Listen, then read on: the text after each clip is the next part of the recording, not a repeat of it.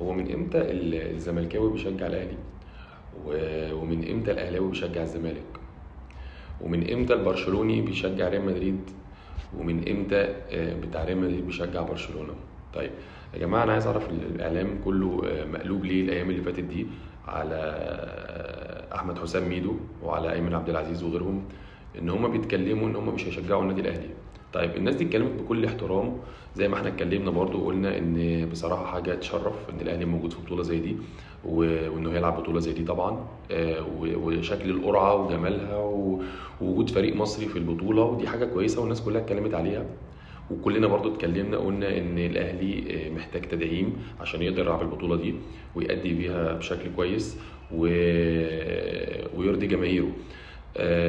كل ده يا جماعه ملوش علاقه بان احنا بنتكلم على الاهلي كويس او ان احنا بنقول الاهلي المفروض يعمل ايه ويجيب لعيبه ايه.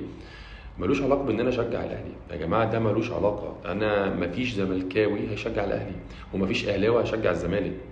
ما تقوليش اصل ده بيلعب في بطوله بره مصر باسم مصر. لا، هي الموضوع مش كده خالص يا جماعه. انا شايف حاجه كويسه بتكلم عليها بايجابيه، بقول ان الاهلي بيلعب بطوله كويسه وحاجه تشرف، ولكن انا مش لازم ان انا اقعد اشجع الاهلي.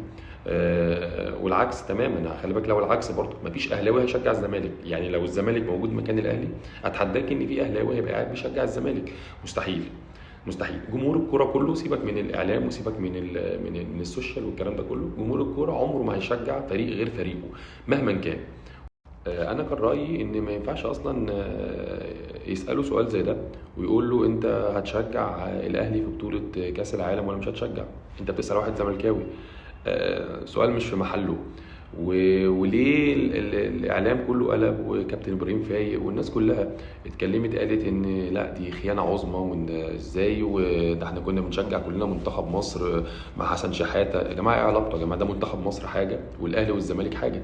طبيعي ان انا كراجل مصري هشجع منتخب مصر، بس مش من الضروري ان انا اهلاوي وزملكاوي اشجع الفريق المنافس.